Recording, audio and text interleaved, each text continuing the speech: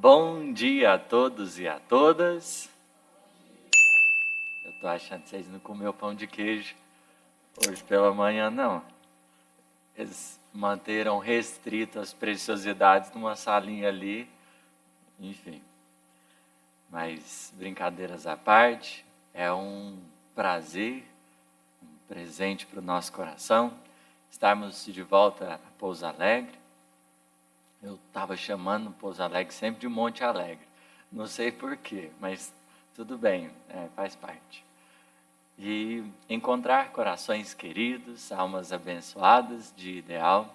E a gente espera que essa manhã de domingo, todo mundo levantou cedinho para de alguma forma estar aqui, ela seja honrada, seja dignificada pelo auxílio e pelo amparo dos bons espíritos.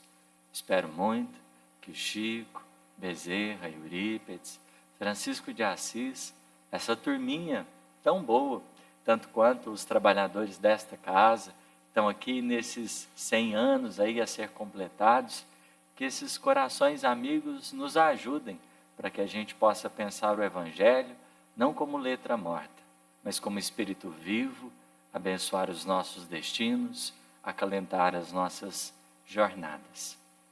Hoje a gente vai conversar um pouquinho sobre o trabalhador espírita.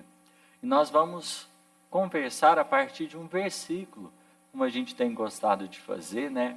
Um miudinho a respeito daquilo que o Evangelho propõe, mas sempre à luz da doutrina espírita. E nós escolhemos um versículo da carta de Paulo a Timóteo, capítulo 2, verso 6, aonde o querido convertido de Damasco, ele vai dizer ao seu pupilo o seguinte: o lavrador que trabalha deve ser o primeiro a gozar dos frutos. A gente inclusive estudou uma mensagem no NEP, né, Cris? Relativa a isso, está lá no Fonte Viva, capítulo 31, intitulada Lavradores. Então, um versículo interessante que nos ajuda a pensar na nossa condição de trabalhadores, né? Que o apóstolo Paulo vem nos chamar a atenção é a respeito da recompensa ou do salário. O trabalhador, o lavrador que trabalha, deve ser o primeiro a gozar do fruto. Tudo que eu faço, tudo que eu realizo, se eu não for o primeiro beneficiado disso tudo, tem um problema. E aí a gente pode pensar em todos os âmbitos. Se eu estou numa profissão que diante de todos os esforços que eu realizo, eu não me sinto realizado, tem um problema. Se eu estou dentro do trabalho espírita, dia e noite, por assim dizer, me dedicando, mas não existe um sentimento de realização, pode ter um problema. Porque é da lei que assim aconteça. Que a gente experimente dos próprios frutos que tenha semeado diante da vida.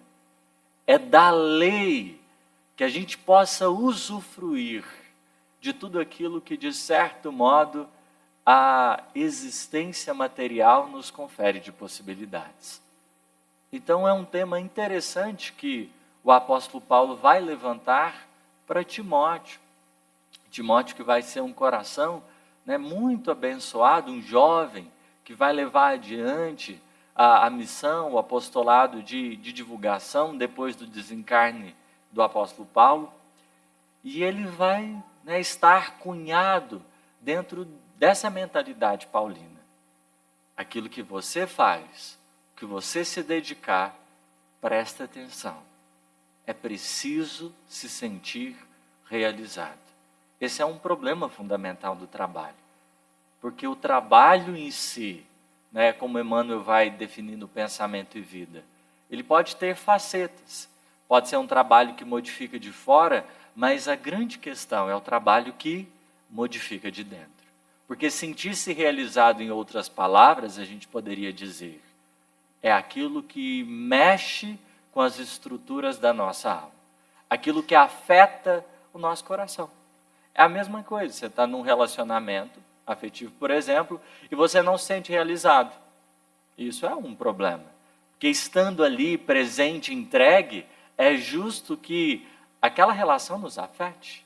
E a gente esteja efetivamente afetando o outro também, construindo alguma coisa juntos. Esse mecanismo de presença da vida, ele é indispensável, porque é o que vai mobilizando as forças da nossa alma para a continuidade. Porque se não nos afeta, se não nos realiza, dificilmente continua. A gente se torna fogo de palha. Vai muito bem no início, mas está prontinho para despencar. Porque a qualquer hora é aquela pessoa que funde o motor. Porque vai até certo ponto, mas não tem senso de continuidade. É indispensável na tarefa da vida realizar-se. Esse é um dos pontos que o nosso querido apóstolo Paulo vai trazer. Mas eu gostaria, dentro desse versículo, de chamar a atenção para uma palavra. A palavra lavrador, a palavra trabalhador. Porque essa palavra, ela vai evocar para nós, dentro do texto bíblico, a imagem, né, de uma experiência vivida. A gente tem, dentro da narrativa bíblica, um primeiro lavrador. Um primeiro lavrador. Eu acredito, né, quem já leu o Gênesis, já deve estar lembrando aí de quem se trata esse coração que a gente se refere. Começa com C. É o? Vamos ver se alguém sabe. Ninguém leu a Bíblia? Não? Tudo bem, né? Acontece. O nosso amigo Caim. Ele é o primeiro lavrador que a gente tem notícia. É claro, vamos nos abster aqui em relação a toda a figuração, a narrativa mítica, porque nós não estamos levando aquilo em conta como, né, uma análise literal. Mas existem algumas lições preciosas, porque vocês vão ver aonde esse trem vai dar. Mas está lá no capítulo de número 4. Capítulo de número 4. Adão e Eva, que estavam sozinhos, né, foram prometidos ali para ter um relacionamento, né, filhos. Diz o texto assim: e conheceu Adão a Eva, sua mulher. E ela concebeu e deu à luz a Caim. E disse: alcancei do Senhor, um homem. E deu à luz a mais um seu irmão, Abel. E Abel foi pastor de ovelhas. E o Caim foi lavrador da terra. E aconteceu ao cabo de dias que Caim trouxe do fruto da terra uma oferta do Senhor. E Abel também trouxe dos primogênitos das suas ovelhas e da sua gordura. E atentou o Senhor para Abel e para a sua oferta. Mas para Caim e para a sua oferta não atentou. Irou-se Caim fortemente e descaiu-lhe o semblante. Vamos, talvez, né, a linguagem do texto bíblico ela seja um pouquinho difícil, só vamos entender o que está acontecendo aqui. Teve os dois filhos, Caim e Abel, e aí Caim, lavrador, foi lá, colheu do fruto e foi levar para Deus, né? Porque dentro da imagem bíblica está aqui, né, os personagens ainda em relação com o divino. E o Caim leva os frutos da primeira, né, do primeiro trabalho dele. E o Abel faz a mesma coisa. O que o Caim sente? Que Deus olhou com outros olhos para o que o Abel tinha levado e meio que ignorou o que ele tinha entregado. Então ele suou para chegar no resultado ali. E na hora que ele foi apresentar para Deus, o que ele sentiu? Desvalorizado. Fez. E na hora de receber a recompensa, ele sentiu que, mas Deus não olhou para mim do mesmo jeito que olhou para o esforço do Abel. Então, ele descaiu o semblante. O que é descair o semblante? O que muda a nossa face? Os nossos sentimentos. Dá para perceber muito bem quando uma pessoa está bem, quando uma pessoa não está bem. É só você olhar pelo rosto, pela face. Porque as nossas marquinhas, elas dizem muito. Eu, por exemplo, tenho pé de galinha. É pé de galinha que chama? Esse trem aqui, ó, que fica perto dos olhos, e normalmente costuma aparecer quando a gente ri.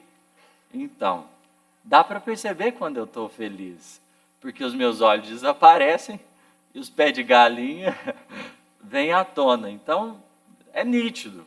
O meu estado interior, ele se molda. Então, o texto bíblico está sinalizando, o Caim interiormente não estava bem. Ele se sentiu desvalorizado. E é uma questão, não tem nada a ver com o trabalho espírita, não é? Eu acho que aqui não acontece uns trem desse. Ninguém se sente desvalorizado. Mas, vamos lá. Então, começamos a ver problemas, né, de natureza psicológica sendo tratada, porque começa a ter um problema diante de Deus e começa a ter um problema de irmão. Duas coisas que vão suceder.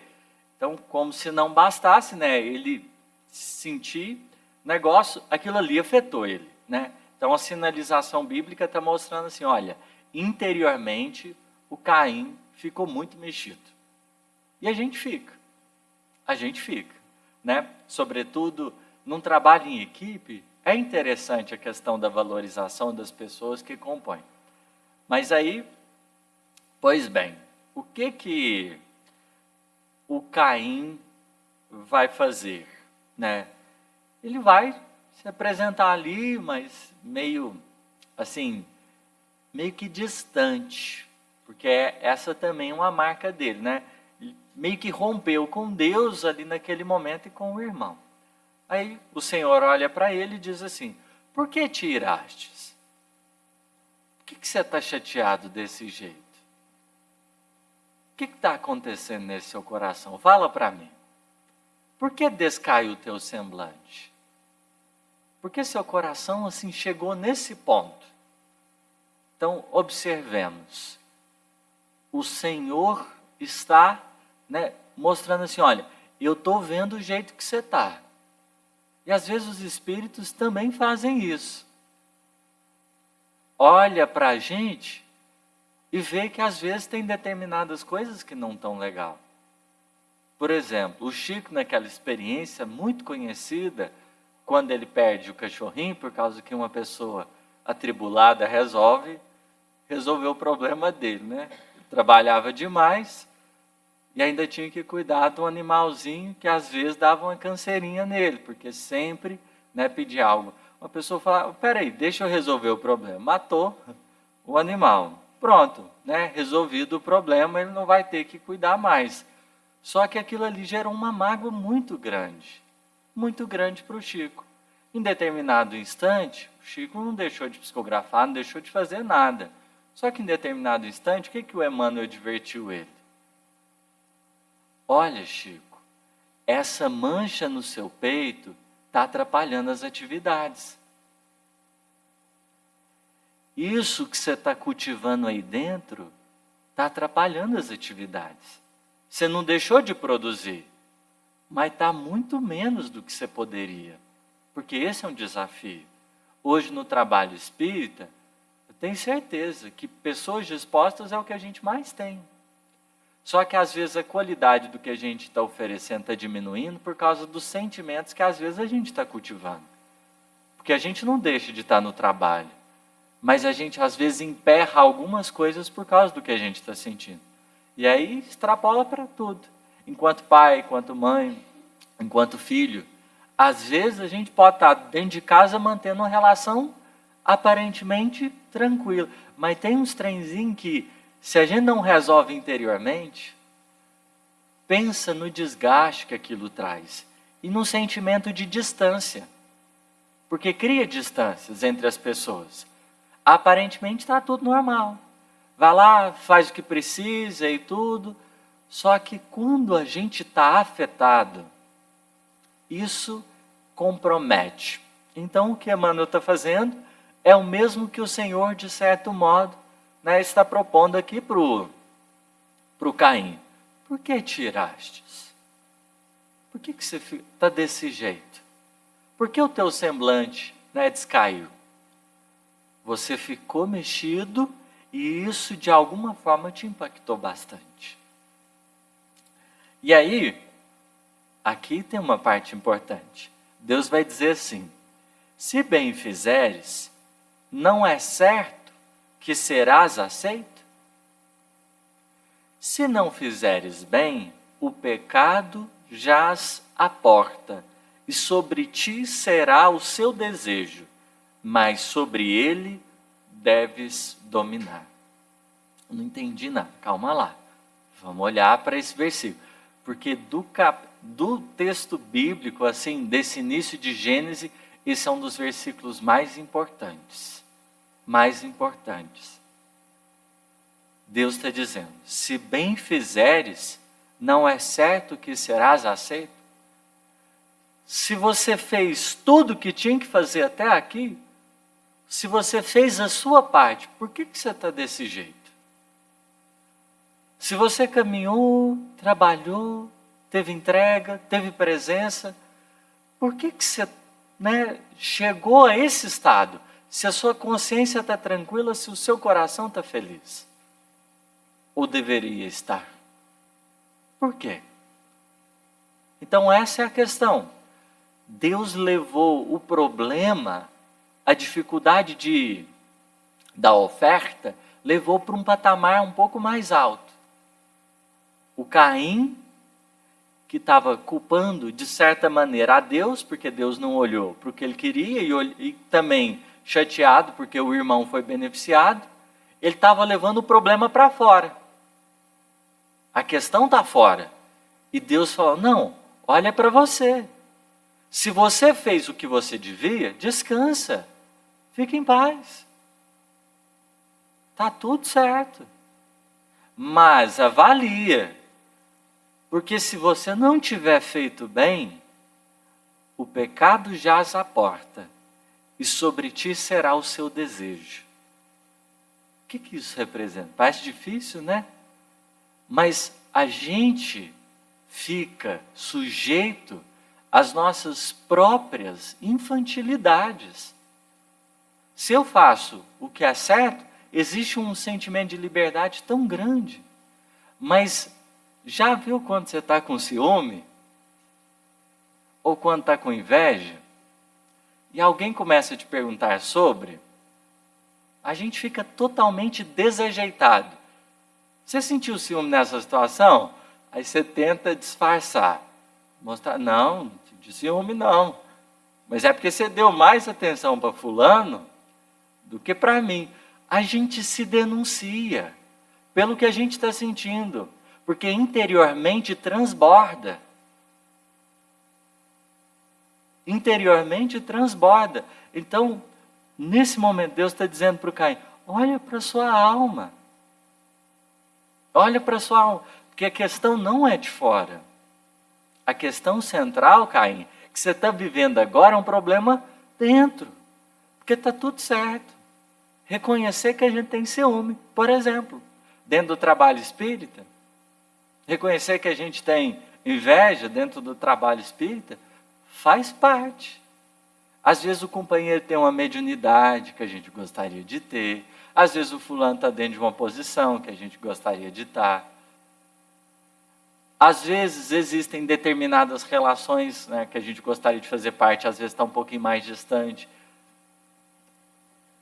Eu lembro de mim mesmo, que tem um médium lá da região, perto da região onde eu nasci, ele tem a faculdade da psicografia.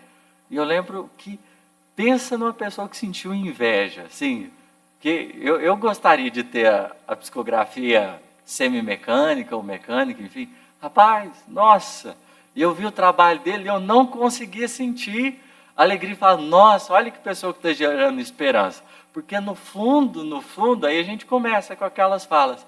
É uma responsabilidade, fulano tem que tomar cuidado com a vaidade, enfim. Quando no fundo a gente só gostaria de, olha, eu tenho inveja de você porque você tem uma faculdade que eu queria. Pronto. Reconheceu, está tudo certo. Faz parte dentro dessa nossa construção enquanto trabalhador. Mas o tanto que é grave a questão, porque Deus alertou ele. Mas todo mundo já sabe o que acontece com o final dessa história. Aí, o Caim vai fazer o quê? E falou Caim com seu irmão, e sucedeu que, estando eles no campo, se levantou Caim contra o seu irmão, Abel, e matou. O primeiro homicídio da história foi por causa de ódio, gente? Não. Por causa de ciúme e de inveja. Ciúme e inveja. É muito mais fragilidade do que deliberadamente ódio. O nosso trabalho, nosso desafio enquanto trabalhador espírita, eu acredito que hoje não seja ódio. Seja mais dificuldade de relacionamento mesmo. Uns com os outros. Tem ódio ainda? Ixi, é demais. Também. Rixas entre pessoas que se digladiam. Acontece. Mas às vezes, para quem está do lado, é coisa aparentemente pequena, mas diz respeito ao nosso sentimento. E a questão do Caim era simplesmente ter um diálogo com o divino. Falar assim, olha, realmente, eu estou percebendo que eu fiquei um pouco mexido com o fato de você ter olhado de um jeito para o que o Abel entregou e olhado de outro para mim. Você pode me explicar sua preferência? Ele é o preferido mesmo? Como é que é? Que eu posso fazer para melhorar? Não fez isso. Não fez isso. Então, depois do homicídio, a pergunta do Senhor para Caim. Caim, aonde está Abel, seu irmão? Aonde está Abel, seu irmão? Veja, o Caim não deixou de relacionar com o divino. E a gente não deixa de estar em contato com os espíritos. Mas qual que é, muitas vezes, a preocupação dos espíritos? Aonde está o seu irmão? Porque no trabalho espírita, o desafio é esse. Se fosse simplesmente para executar a tarefa, a gente estaria muito bem. Mas como desafio é eu me sentir realizado, é aquilo ali me afetar, é o meu trabalho de certa maneira dialogar com a minha intimidade, a gente sabe que o desafio fica maior. Porque a gente é chamado a olhar para outras questões. Então, se a reunião pública estiver acontecendo, se o passe estiver acontecendo, se a reunião mediúnica tiver, tudo isso estiver se dando, não é o sinal de que as coisas estão dando certo. Porque a pergunta, talvez, dos espíritos ainda é, aonde está o teu irmão? Calma, a gente vai ver onde esse trem vai dar. Aí o que o Caim disse? Não sei, sou eu o guardador do meu irmão? Espera lá, eu tenho que ficar pagiando menino pequeno? Eu tenho que ficar tomando conta dele? Ele não é responsável, já não é grandinho, ele que não tem que cuidar de si? Olha o discurso. Olha o discurso. Aí Deus diz, que fizestes? Que fizestes? A voz do sangue do teu irmão clama a mim desde a terra. E agora, maldito, és tu desde a terra, que abriu a sua boca para receber da tua mão o sangue do teu irmão. Quando lavrares a terra, não te dará mais a sua força. Fugitivo e vagabundo serás na terra. Meu Deus, agora olha para isso aqui e fala assim, já estava difícil até aqui, isso aqui parece, como assim? A terra abriu a boca para receber o sangue do irmão? As nossas experiências deixam rastro, não deixa? Sobretudo nas terras da nossa alma. Porque cada movimento que a gente faz vai moldando o campo do nosso sentimento. Cada intento, cada anseio mexe aqui dentro. As terras da alma se abrem para receber as sementes que lançamos. E a maldade, por exemplo, praticada, ou mesmo as fragilidades acometidas, elas vão configurando a nossa intimidade. Só que, o que é dito aqui? Quando lavrares a terra, não te dará mais a sua força. O que isso significa? Esterilidade. O que Deus está propondo para o Caim? Caim, pelos movimentos que você está fazendo, você está se tornando uma pessoa cada vez mais infantil. E essa infantilidade te leva a uma esterilidade. Porque por mais que você tenha trabalhado, feito muitas coisas, com você mesmo, diante de você mesmo, o seu coração está estéril. Seco diante das relações.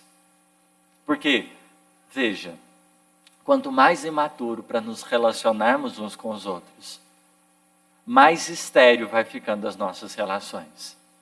Porque a gente vai ficando cada vez mais frio diante uns dos outros. Vai se tornando, às vezes, aquilo que é o cotidiano. E as relações, elas são terras férteis para a produção de sentimentos cada vez mais profundos, mais felizes, de crescimento de cada alma. Mas esses movimentos inconsequentes, eles nos levam a um sentimento de esterilidade, onde a gente começa a se sentir meio desconectado.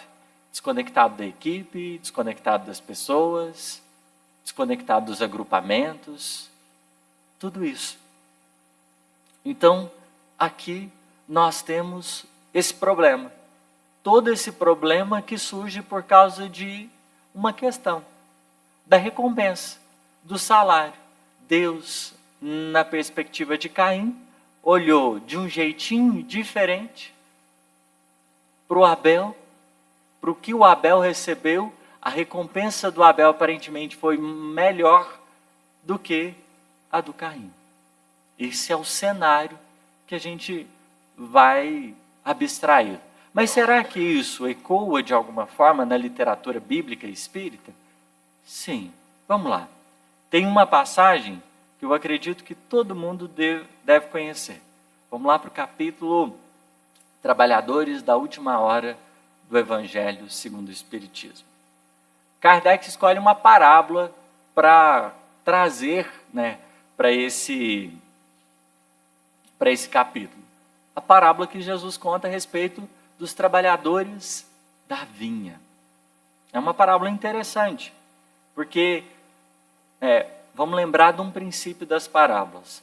As parábolas, elas foram contadas e Jesus, para deixar marcadas as histórias, o que ele faz? Ele traz um detalhe que fica assim meio incômodo.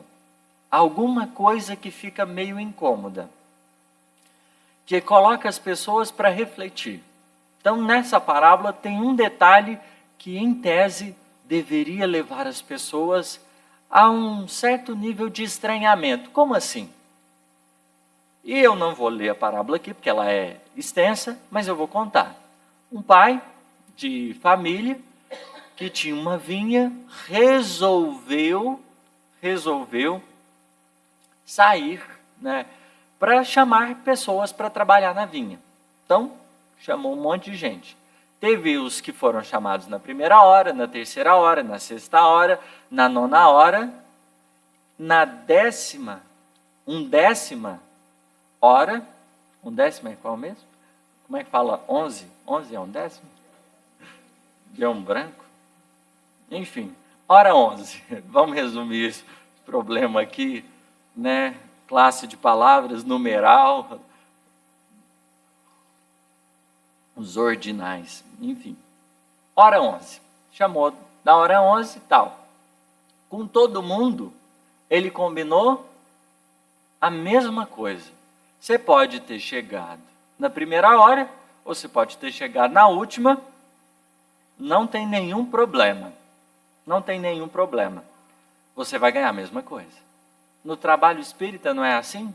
Você tem uma pessoa, e eu acho bom, né, gente? Tem gente que fala assim, eu tenho 40 anos de espiritismo. Legal, você chegou na primeira hora. Eu tenho, nesse momento, apesar de ter nascido no berço espírita, 10. Mas não faz diferença nenhuma. Não faz diferença nenhuma. 40 ou 10 anos. Porque a pergunta a ser feita é, o quanto do espiritismo, nesse tempo vivido, já modificou alguma coisa da tua vida? Porque você pode utilizar como argumento de autoridade. E eu vou respeitar. Mas a pergunta não é o tempo. A pergunta é o aproveitamento. Porque tem pessoas que às vezes chegam na última hora e estão mais dispostas do que às vezes quem está na primeira. Que começa a arrefecer, começa a acomodar. E acontece mesmo. Começa a ter uma perspectiva assim, às vezes até um pouco desanimada mesmo das coisas. Porque vai percebendo, né, a hora de tá aproximando o final da existência, às vezes vai arrefecendo. Mas a grande questão é, não tem o tempo. O tempo é de cada um. Cada um vai chegar no momento e está tudo certo. Os que chegaram no último momento foram dignificados com a oportunidade de trabalhar. O critério nosso de avaliação não pode ser o tempo. Então Jesus está deixando muito claro isso. Para a gente fazer uma análise de movimento espírita hoje, o tempo não é o critério essencial. Porque pode ter 70 anos sentado na cadeira, trabalhando, mas a questão é, que pessoa eu tenho me tornado diante de todo esse tempo dedicado? Porque corre o risco da gente chegar nesse ponto aqui. Qual ponto? Na hora do acerto. Todo mundo trabalhou. Todo mundo trabalhou. E aí, na hora do acerto, o Senhor disse assim, né? Vindo a seu turno, os que tinham sido encontrados em primeiro lugar, o Senhor foi, acertou com todo mundo e tal, né? E aí, os que chegaram na primeira hora, eles se viram no direito de, olha, vamos reavaliar, né, esse pagamento, olha o olerite aqui, vamos ver se cruza o banco de dados, né? Todas as vezes que a gente bateu o ponto, assinou certinho, olha aí os nossos descansos, intervalos, né? Fazendo a contabilidade, realmente dá isso diante de tudo que a gente fez. E eles disseram, né? Esses últimos trabalharam apenas 1 hora. E lhes dás tanto quanto a nós que suportamos o peso do dia e do calor? Isso aqui não é um problema de Caim, gente? O que tinha sido combinado com cada um? Uma quantia. Eles receberam a deles. Qual que é o problema? É com o salário que eles ganharam? Não, com o salário do outro. Gente do céu, a gente é difícil demais. Só que, pensa, né, tá lá o extrato bancário, tá bonito sua conta, vai aproveitar, vai ser feliz. E aí o problema é, olha aqui, a conta dele também está cheia. E não era motivo de alegria? E não deveria ser motivo de satisfação? O fato do outro ter sido dignificado também. Olha o tanto que a questão da inveja é complicada. Porque a gente se coloca numa posição tão infantil, que a gente desaproveita tudo que a gente ganhou. Porque o salário para todo mundo foi bom. Para todo mundo. Mas olha a resposta que o dono da vinha vai dar. Meu amigo, não te causo dano algum. Eu não estou te prejudicando. Não convencionastes comigo receber 1 denário pelo teu dia de trabalho? A gente não acertou isso? Eu deixei de te pagar? Não. Toma o que te pertence e vai. Apraz-me a mim dar a este último tanto quanto a ti. Não me é lícito fazer o que eu quero? Gente, a resposta é dura, né? Porque parece patada. Assim, o dinheiro é meu. Eu faço o que eu quiser dele. Calma lá. Não vem querer gerir os meus bens. Tens mau olho porque sou bom? Tens mau olho porque eu sou bom? Então, olha o problema, Caim e Abel aparecendo na parábola trabalhadores da vinha. O problema não era o que eu recebo, é olhar para o meu irmão e a maneira que eu olho esse irmão não ser a mais dignificadora. Porque eu me sinto incomodado se ele é amado, se ele tem espaço, se ele tem direito. Tá, mas alguém pode olhar para isso aqui e falar, tudo bem, talvez foi só Jesus que se preocupou com isso, né? Mas a partir daquele momento ali acabou esse trem. Ninguém mais tem problema de inveja e de ciúme, ainda mais no trabalho. Só que tem uma mensagem muito importante. De quem? Espírito da verdade. Aonde? Trabalhadores da última hora, capítulo do Evangelho segundo o Espiritismo. Intitulada como? Os Obreiros do Senhor. O problema Caim e Abel vai aparecer? Não é possível. Aparece. E é numa provocação importante. E aqui a gente vai precisar se ater aos detalhes. Então, o Espírito Verdade começa assim. Aproxima-se o tempo em que se cumprirão as coisas anunciadas para a transformação da humanidade. Então, ok, a gente está num momento de transformação importante. Então, ok, checklist faz parte da nossa realidade presente. Ditosos serão os que houverem trabalhado no campo do Senhor. Então, estamos falando de trabalhador espírita. Ok, faz parte. Com desinteresse e sem outro móvel senão a caridade. Então, os dois pré-requisitos, ou os dois quesitos a serem observados, desinteresse e caridade. Os dois elementos que o Espírito Verdade faz questão de chamar a atenção para a gente. Seus dias de trabalho serão pagos pelo cêntuplo do que tiverem esperado. Então, tudo bem. Se você fez tudo o que você tinha que fazer, com desinteresse e caridade, fica tranquilo. A recompensa vai ser profundamente farta. O Espírito Verdade que está trazendo isso aqui para a gente. Então, lembra o versículo que nos guiou na nossa reflexão até aqui. O lavrador que trabalha deve ser o primeiro a gozar do fruto. Então, continua o Espírito Verdade. Ditosos, ele vai abrir agora 2 grupos. Tem o dos ditosos, tem o dos felizes e tem o dos infelizes. vamos olhar as características desses dois grupos, dos ditosos e dos não ditosos. Ditosos os que hajam dito a quem? Aos seus irmãos.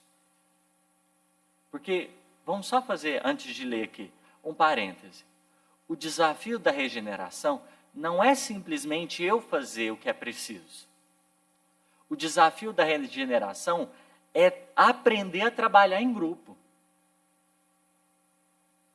Tá, vai ficar mais claro isso agora. Ditosos os que hajam dito a seus irmãos. Trabalhemos juntos e unamos os nossos esforços a fim de que o Senhor, ao chegar, encontre a obra acabada. Então, qual que é a perspectiva do Espírito Verdade? Unir esforços para as coisas acontecerem. É eu ter a capacidade de estar junto no trabalho do bem. Porque a questão, ele não está dizendo assim, olha, parabéns para todos vocês que fizeram, né, aquilo que cabia. Ele está reforçando um aspecto, o da união. Porque o desafio da regeneração é o trabalho coletivo. Não é o de um querer o bem, é de eu querer o bem no meio de outras pessoas que também estão decididas. Porque às vezes parece aquele negocinho, carrinho de tromba-tromba, vocês já foram naquilo? Parece que está todo, não sei se tem outro nome por aqui, mas é aquele trenzinho que você, aquele carrinho que você entra e tudo mais, só tem acelerador e freio, e aí o objetivo é trombar. Porque às vezes a gente parece um pouco daquilo. Está todo mundo disperso. Então, ele toca num ponto fundamental. União. União. Unir esforços em favor de algo maior. Porque a questão não estamos realizando algo para fulano ou para ciclano. Os objetivos que a gente abraçou dizem respeito a algo muito maior. Então é justo o nosso cuidado em relação àquilo que está acontecendo. Porque às vezes, por causa de sentimentos pessoais, a gente coloca o trem a perder. Aí, continua. Porquanto o Senhor lhes dirá, vinde a mim, vós que sois bons servidores, vós que soubestes, olha essa parte, impor o quê? Silêncio aos vossos ciúmes e às vossas discórdias, a fim de que daí não viesse dano para a obra. Olha o problema cá em Abel, aqui. Será que o Espírito Verdade preocupa-se com essa questão? Como é que a gente trabalha com as pessoas? Porque duas coisas, ciúme e discórdia. Ciúme e discórdia. Dois desafios. Só que a grande questão é que ele não está desconsiderando que vai ter, porque ele está propondo. Vós que soubestes impor silêncio. Então, quer dizer, existe isso, mas a questão é a forma de gerir. Porque, naturalmente, às vezes a gente vai bater cabeça uns com os outros. Tem atrito. Por mais que uma equipe procure fazer um trabalho excelente, às vezes tem uma discordância de opinião, de posicionamento, o negócio dá uma mexida daqui e dali, e aí surge, claro, um problema chamado melindre. Porque às vezes a gente deixa de apoiar tudo aquilo que não reflete o que a gente pensa. E isso é o sintoma mais difícil do nosso orgulho. Porque, não é só pelo fato de não estar me refletindo que quer dizer que seja algo ruim. Será que tudo precisa concordar nos mínimos detalhes com o que eu penso? Não pode existir algo diferente? Será? Então aqui é lançado uma questão. A esses ditosos, é os que souberam manejar com isso. Porque às vezes vai acontecer. Às vezes vai acontecer. Mas, diz o Senhor, mas ai daqueles, então os não ditosos agora, quais são as características dos não ditosos? Ai daqueles que por efeito das suas dissensões, então ficou brigando, ficou melindrando, ficou de certa forma rivalizando uns com os outros, houverem retardado a hora da colheita. pois a tempestade virá, e eles serão levados no turbilhão. Clamarão, graça, graça. O Senhor, porém, lhes dirá, como implorais graça? Presta atenção no problema Caim e Abel. Vós que não tivestes piedade dos vossos irmãos, e que vos negastes a estender-lhes as mãos, que esmagastes o fraco, em vez de o amparardes? Não é o que Caim fez? Não é o que Caim fez? Olha o tanto que para o espírito de verdade essa é uma questão delicada. Pensando naqueles que se incorporaram às lides do espiritismo. Porque lidar com os outros companheiros de trabalho, e aí a gente pode pensar além da casa espírita, não é fácil. Não é fácil de jeito nenhum. E o que ele está pedindo, de certo modo, é tenha piedade do seu irmão. Compaixão, sensibilidade. Porque às vezes a gente vai falar as coisas e a gente esquece o mínimo de sensibilidade, esquecer, né? Às vezes a gente esquece que tem alguém do outro lado, que as coisas machucam. E nem tudo é tão fácil de lidar assim. Por isso que a proposta do Cristo, quando ele vai falar da justiça, fazei aos outros o que gostarias que os outros vos fizessem. Não é simplesmente para a gente avaliar o que a gente vai fazer, é para lembrar, tem alguém do outro lado. E toma cuidado, você pode um dia estar desse outro lado. E às vezes a gente só raciocina estando de um lado. Então tem um projeto, tem um trabalho, tem uma atividade, e às vezes a gente não concorda, começa a rivalizar, né? E aí é curioso, porque a nossa língua, às vezes, a gente até fala, pode até falar pouco, mas a gente tem uma capacidade de abrir a boca e destruir de maneira tão profunda. Porque não é questão simplesmente das palavras, é o que está motivando elas. É o que está por detrás.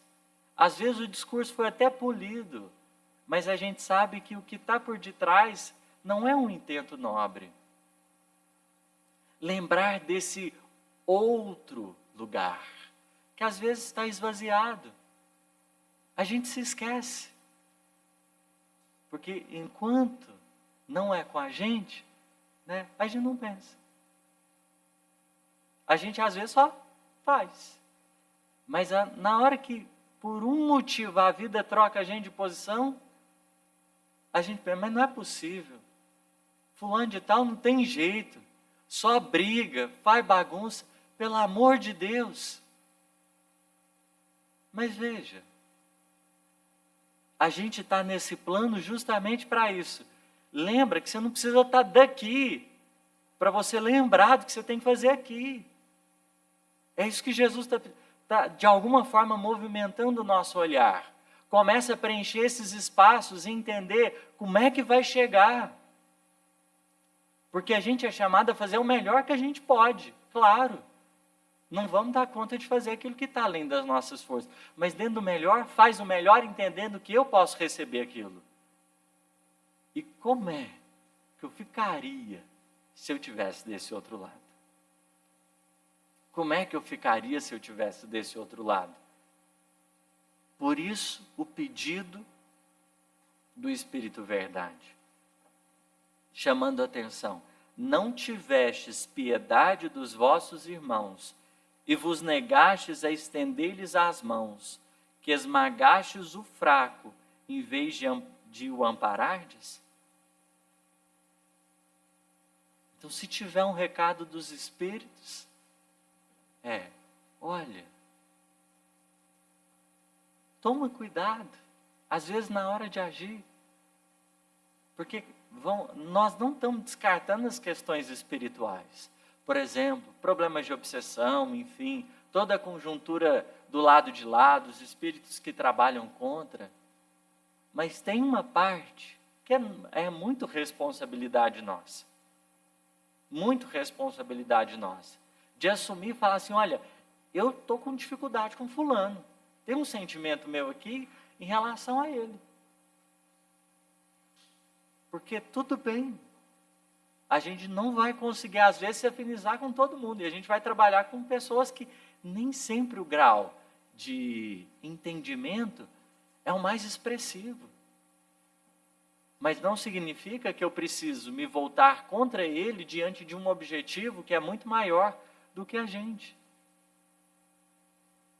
Nós não temos esse direito de atrapalhar tudo que está acontecendo. Então, o Espírito Verdade diz assim, para esses que ficaram brigando e tudo mais, já recebestes a vossa recompensa tal qual a quisestes. Nada mais vos cabe pedir. As recompensas celestes são para os que não tenham buscado as recompensas na terra. Então, ao invés de estabelecer como métrica a nossa opinião, porque o que é receber na terra a recompensa? Às vezes a gente luta tanto para que seja do nosso jeito. Para aqueles que foram aprendendo a abrir mão em prol do coletivo, fica tranquilo. Toda essa construção de afinidade, ela vai ser mais expressiva ainda na região espiritual, porque a gente vai se abrindo pela oportunidade dos elos. Mas agora, para a pessoa briguenta, emburrada, melindrosa, o que ela queria, ela já teve. Ela tira pessoas do trabalho, ela afasta, ela dá conta de conduzir uma tarefa para terminar. E acaba, gente, por mais que os espíritos estejam tentando, tem coisa que acaba. É por falta de iniciativa dos trabalhadores do bem? De jeito nenhum. Porque do mundo espiritual segue tentando. Só que às vezes a gente escuta tanto esses sentimentos menos dignos que a gente está sujeito e que vai fazer parte, que às vezes a gente não tem dimensão para onde a gente está conduzindo as coisas. Então há um chamamento para observar, para repensar um pouquinho mais essa questão. Mas o Espírito de Verdade, ele vai escrever mais um parágrafozinho. Essa mensagem é muito importante, porque ele está falando assim, ele está fazendo uma projeção. Imaginemos, 1862 fazendo uma projeção em relação a esses momentos que a gente está vivendo. Então é como se ele estivesse trazendo um diagnóstico, fazendo um alerta. O que vocês precisam ficar mais atentos daqui para frente? Para os trabalhadores espíritas, sobretudo. Porque o desafio que ele está colocando, olha, vai ter um monte de legião de espírito trabalhando contra. Não tem essa questão aqui sendo posta. Olha, o maior prejuízo é das influências espirituais. Eles estão chamando a atenção para o trabalho entre pessoas. Mas ele escreve, Deus procede nesse momento ao censo dos seus servidores fiéis e já marcou com o dedo aqueles cujo devotamento é apenas aparente. Então, a gente pode ter 30 anos de espiritismo e às vezes a qualidade do que a gente está oferecendo pode ser o quê? Apenas aparente. Pode acontecer? Pode acontecer. Você chega no final da existência, vai fazer recapitulação, livro, voltei, irmão Jacó. Mas espera aí, eu não trabalhei tanto? Sim, você tentou. Mas tem coisas que às vezes a gente não se atenta. Tem coisas que às vezes a gente esquece. Ou vai deixando ao esquecimento. Então, devotamento é apenas aparente. Porque tem pessoas que vão trabalhar até o fim. Mas a gente só vai saber na hora que desencarnar o quanto aquilo ali valeu realmente. Não tem como. a gente, de certo modo, dar conta das minúcias. E não é questão de eu ficar controlando os outros. É questão de eu olhar para mim mesmo. Porque o que Deus pediu para Caim é: Caim, por que você está desse jeito? Porque a gente não vai conseguir cuidar da vida dos outros. Até tenta de vez em quando, né? Faz assim, promove uma consultoria não autorizada, né? A gente fala assim: olha, sua vida está dividida em tais áreas, você está dando. Tá ruim aqui, ali, enfim, a gente faz umas coisas dessa, consultoria, né, forçada, enfim. Mas não é o objetivo, a fim de que não usurpem o salário dos servidores animosos, pois aos que não recuarem diante das suas tarefas é que ele vai confiar os postos mais difíceis na obra da regeneração pelo Espiritismo. E nessa frase aqui tem uma questão interessante. Qual é a recompensa para quem está fazendo certo? Fica tranquilo que você vai ter atividades cada vez mais difíceis. Não sou eu. Verdade, espírito, enfim, citação aqui direta. Se você não recuar, porque pode acontecer que você esteja trabalhando bem intencionado, mas pare em algum momento. Se você não desanimar, a sua grande recompensa é BOs. Você vai ganhar alguns BOs, só que é um BO diferente. É um BO diferente. Porque dentro do WhatsApp do Cristo, chega todos os dias bilhões de mensagens. Bilhões de mensagens.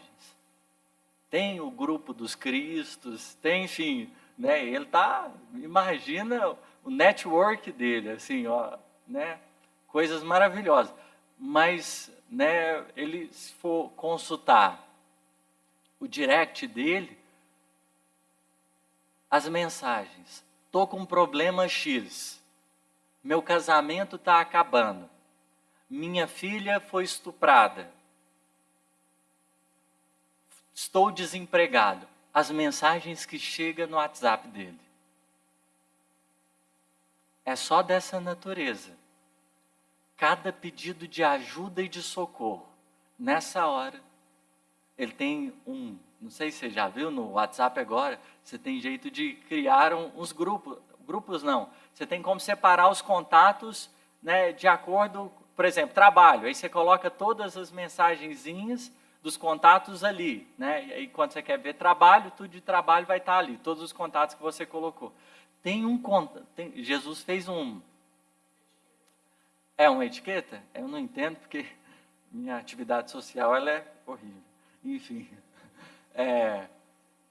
Mas tem um lá que é favoritos. Os favoritos. Todo mundo que está disposto a trabalhar está no favoritos lá.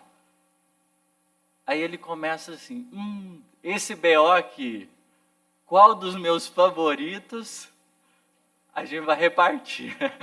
Vamos começar. Divisão de tarefas. Quem vai assumir essa bronca? Quem que vai socorrer? Porque quanto mais a gente mostra que a gente está disposto realmente a acolher as pessoas, a começar pelos que estão perto da gente, mais o Cristo pode confiar na gente. A sensibilidade de acolher alguém que pode chegar, bater a porta da casa espírita e trazer um BO desse. Que você vai pensar assim: meu Deus. Aí você vai perguntar à pessoa: como é que você chegou aqui? E aí você vai ver aquela costura para que fulano de tal tivesse num determinado dia escutando uma reunião pública. E pudesse ser acolhido numa casa espírita. E pudesse ser enxergado naquele momento, ser acolhido. Por alguém que entendeu que o irmão é importante. que a nossa tarefa é acolher. Não é só o que está chorando e que às vezes vai pedir ajuda à nossa porta, mas é o que está do lado.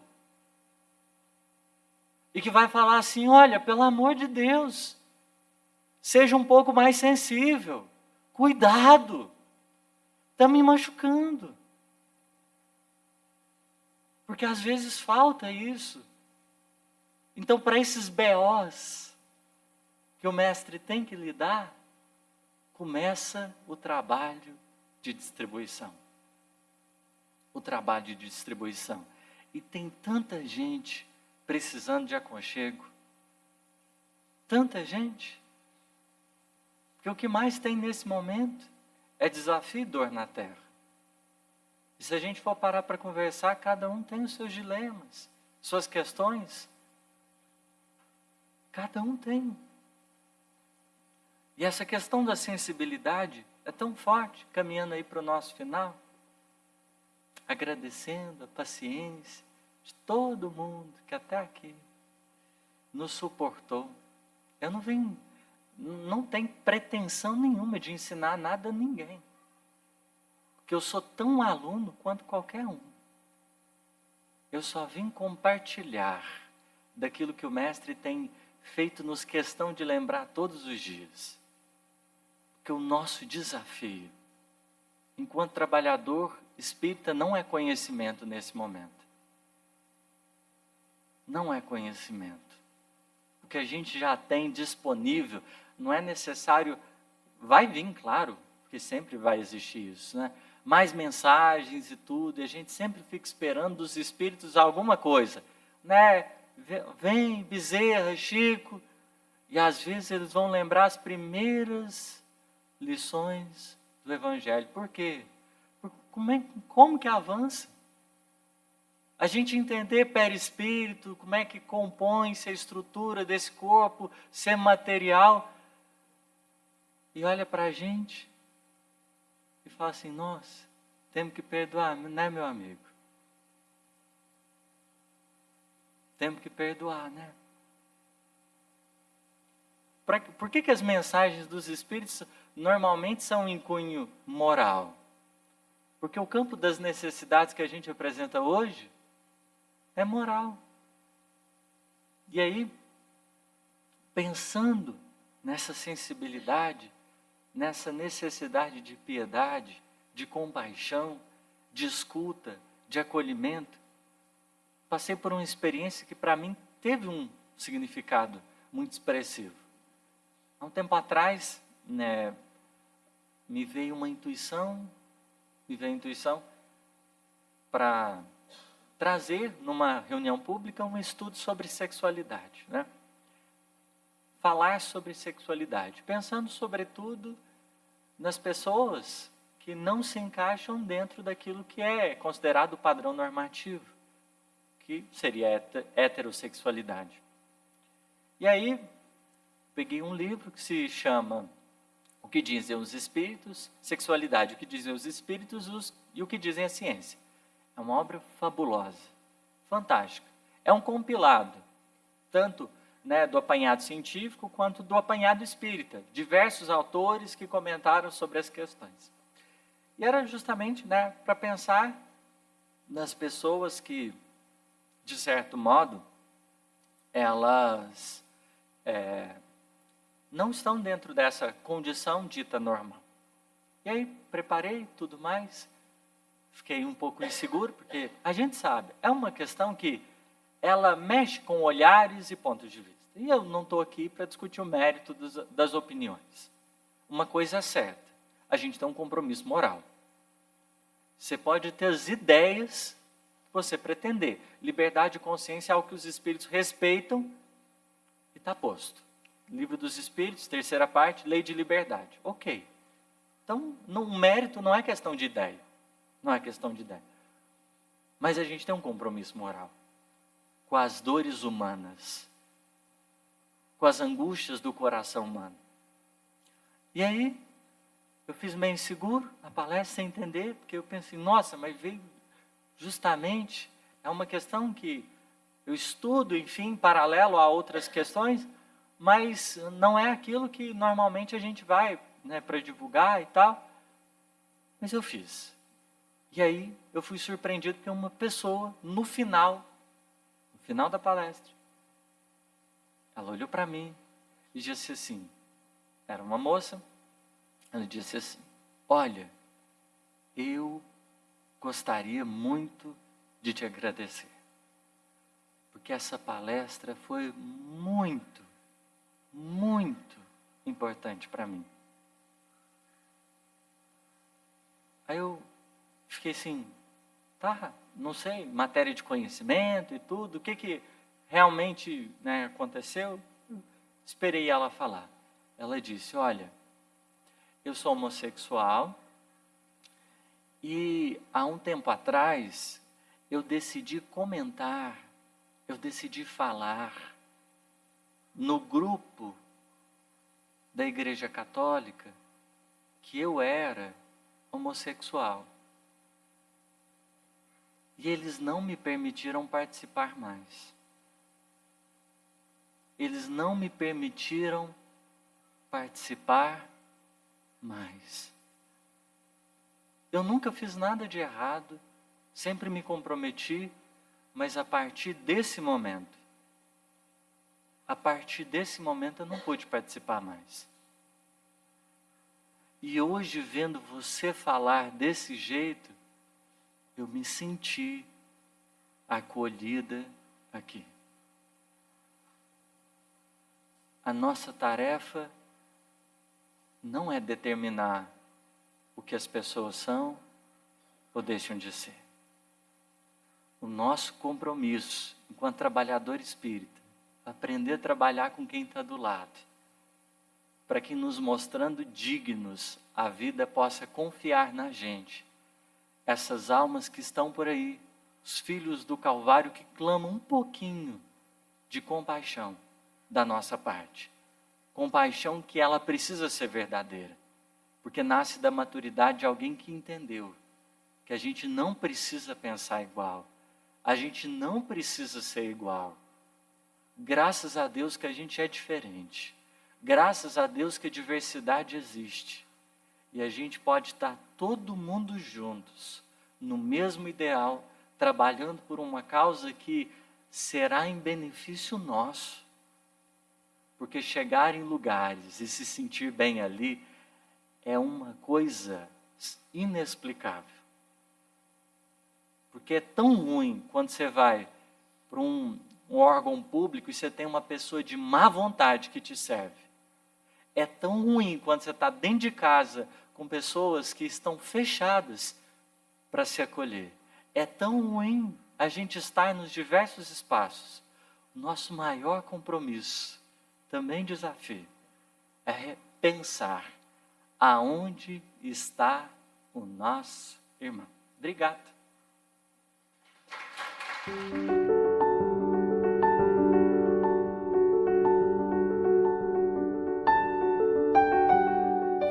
Vamos, nesse momento, fechar os nossos olhos, elevar os nossos pensamentos, respirando um pouco,